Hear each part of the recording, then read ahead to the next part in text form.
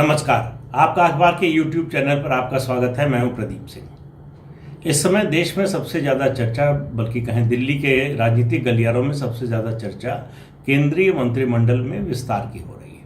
कौन आएगा, कौन जाएगा, कौन बनेगा, कब होगा, होगा कि नहीं का सवाल सुलझ गया है। होगा, ये तय हो गया है। कैसे तय हो गया है?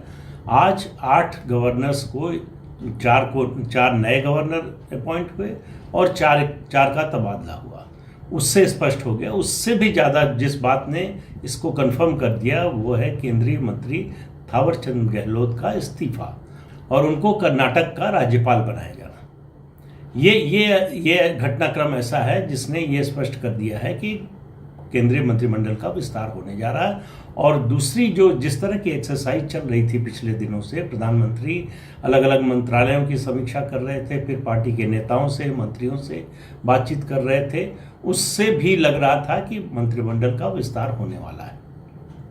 लेकिन कल जो उनकी बातचीत हुई अमित शाह, केंद्रीय गृह मंत्री और पार्टी के संगठन महासचिव BL संतोष के साथ 2-2.5 घंटे बात हुई। उसी में ये पार्टी में क्या क्या होने जा रहा है उस सब के बारे में फैसला हुआ। तो ये मानिए कि ये केवल सीमित नहीं रहेगा केंद्रीय मंत्रिमंडल तक। गवर्नर्स के अपॉइंटमेंट से शुरू हुआ है। 4 नए राज्यपाल अपॉइंट किए गए हैं।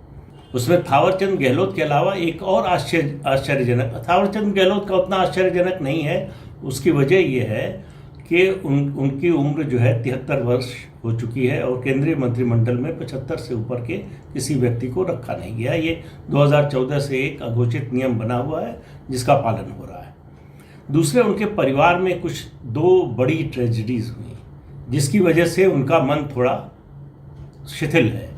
उसकी वजह से भी उनको जो है गवर्नर बनाने का फैसला हुआ।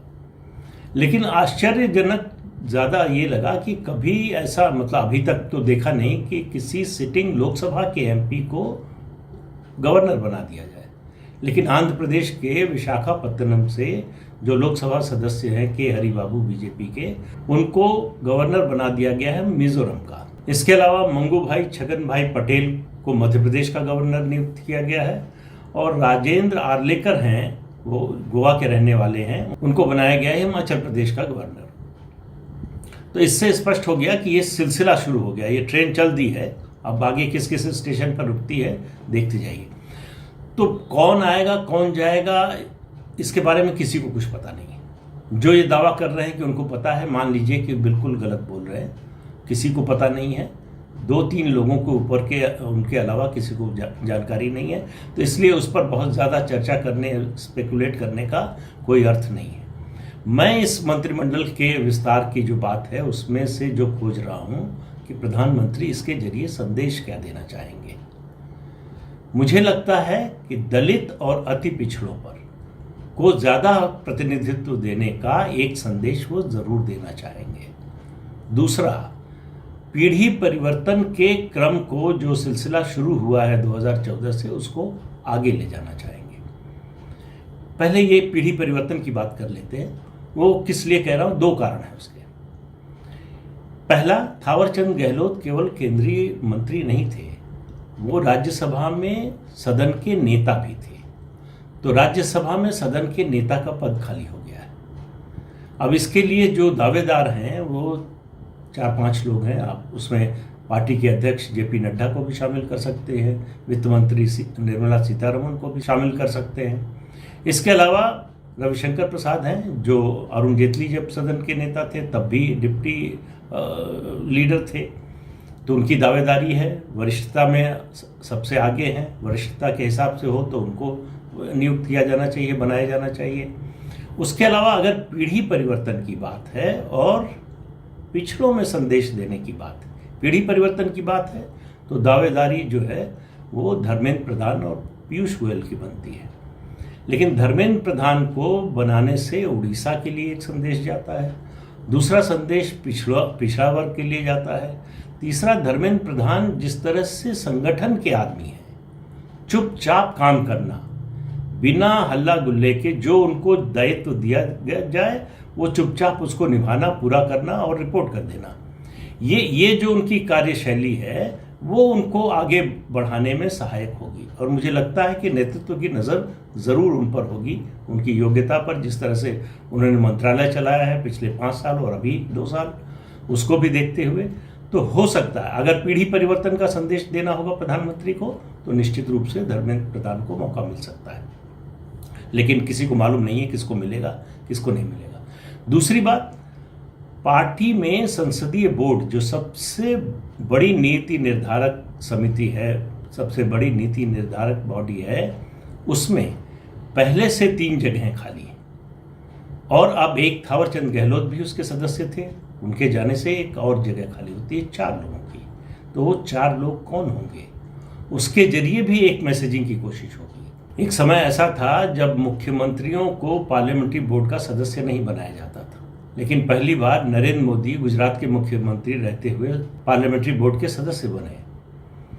लेकिन दूसरा संदेश देने के लिए राजनाथ सिंह जब अध्यक्ष थे तो उनको पार्लियामेंट्री बोर्ड से हटा दिया गया, ये कह के कि ये चलन नहीं है, ये परिपाटी नहीं है मुख्यमंत्रियों को बनाने की। लेकिन अब फिर से शिवराज सिंह चौहान सदस्य हैं, मुख्यमंत्री हैं मध्य प्रदेश के, वो पार्लियामेंट्री बोर्ड के सदस्य अभी हैं। तो क्या उनको हटा दिया जाएगा या कोई और मुख्यमंत्री आएगा, और कौन नेता आएंगे, उनके जरिए क्या संदेश देना चाहेगी पार्टी, ये सवाल है। उसके अलावा अब सामाजिक समीकरण की बात करें तो इस मंत्रिमंडल में से 2 दलित मंत्री जा चुके हैं। रामविलास पासवान के निधन से, हालांकि एलआई थे, वो बीजेपी के सदस्य नहीं थे, लेकिन दलित समुदाय से आते थे तो उनका रिप्रेजेंटेशन था। और दूसरा थावरचंद गहलोत। 2 जगहें खाली हो रही हैं। तो क्या प्रधानमंत्री ये संदेश देना चाहेंगे कि दलितों और अति पिछड़ों का प्रतिनिधित्व बढ़ाया जा रहा है?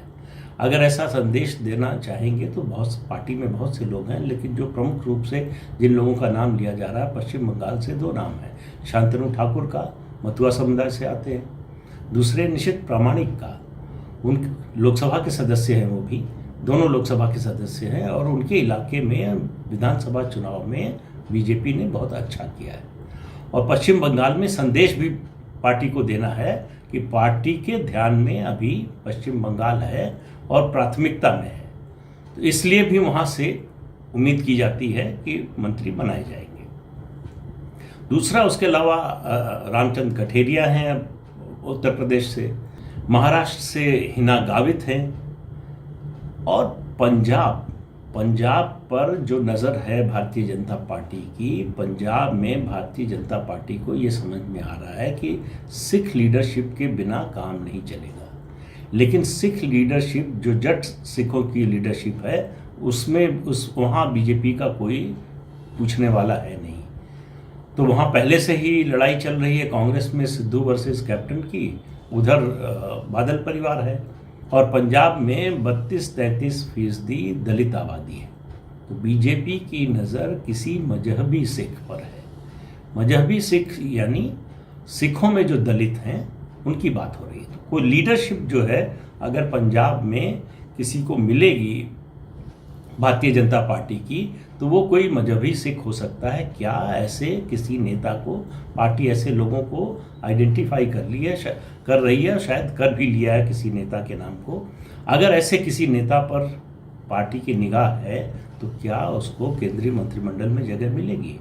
फिर उत्तर प्रदेश में अनुप्रिया पटेल का आना लगभग तय है, उसमें कोई दो राय नहीं है। निषाद पार्टी का क्या होगा? संजय निषाद जो उसके अध्यक्ष हैं वो मिले हैं केंद्रीय गृह मंत्री अमित शाह से, पार्टी अध्यक्ष से, और उनके बेटे जो हैं वो बीजेपी के सांसद हैं प्रवीण निषाद। उम्मीद की जा रही कि शायद उनको मंत्रिमंडल में जगह मिले। लेकिन देखिए ये सब संभावनाएं हैं, कयास है, किसी को मालूम नहीं है। तो इसलिए नाम पर मेरा ज़्यादा जोर नहीं है कि कौन आ सकता है कौन नहीं आ सकता है। मेरी नज़र है सोशल इक्वेशन और पीढ़ी परिवर्तन की जो कोशिश होगी इस मंत्रिमंडल विस्तार के जरिए।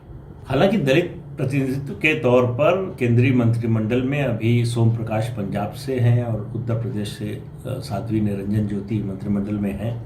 इतना प्रतिनिधित्व शायद पर्याप्त नहीं है। पर्याप्त इसलिए नहीं है कि बीजेपी की नज़र दलित वोटों पर, खासतौर से गैर जाटव दलित वोटों पर है। बहुजन समाज पार्टी जो सबसे बड़ी पार्टी है दलितों की, वो अपने अस्तित्व के संकट की लड़ाई लड़ रही है। ये एक संक्रमण काल है। यही मौका है भारतीय जनता पार्टी के लिए कि वो जो मतदाता समूह है या वो जो समुदाय है उस पर अपनी पकड़ को और मजबूत किया जाए। 2014, 2017, 2019 में इस मतदाता समूह ने भाजपा का साथ दिया है, तो उस पकड़ को और मजबूत करना चाहेगी पार्टी। इसी तरह से अति पिछड़ों का ये जो सोशल समीकरण का इंद्रधनुष भारतीय जनता पार्टी बना रही है, उसमें अति पिछड़ों की बहुत महत्वपूर्ण भूमिका है और उनको जोड़ने के लिए निश्चित रूप से, और वो किसी और दल के साथ ना जाए, केवल अपने साथ जोड़ने के लिए नहीं, किसी और के साथ ना जाए, इसकी भी कोशिश। तो नज़र आपकी कई चीज़ों पर होनी चाहिए। एक, इस मंत्रिमंडल विस्तार के जरिए प्रधानमंत्री और भारतीय जनता पार्टी संदेश क्या देती है दलितों के लिए, अति पिछड़ों के लिए, बाकी वर्गों के लिए, उसका संतुलन कैसे बिठाती है। पार्लियामेंट्री बोर्ड का एक तरह से पुनर्गठन जैसा ही हो जाएगा। 4 और नए लोग अगर आएंगे, 11 सदस्य होते हैं कुल। अभी प्रधानमंत्री हैं, जेपी नड्डा हैं अध्यक्ष के नाते, फिर पूर्व अध्यक्ष के नाते अमित शाह है, राजनाथ सिंह हैं, उसके अलावा नितिन गडकरी हैं, शिवराज सिंह चौहान का नाम मैंने आपको पहले बताया ही, उसके अलावा पार्टी के संगठन महामंत्री BL संतोष हैं। तो उनके साथ और कौन लोग आते हैं? निश्चित रूप से मानकर चलिए कि जो नए लोग आएंगे 4, ये नई पीढ़ी के होंगे, ऐसी उम्मीद की जाती है। अगर पार्टी को आगे की तैयारी करनी है, यानी 2024 या उससे आगे की, तो उसके लिए जो लीडरशिप खड़ा करने की कवायद चल रही, जो कोशिश चल रही है, उसमें ये एक अगला कदम होगा।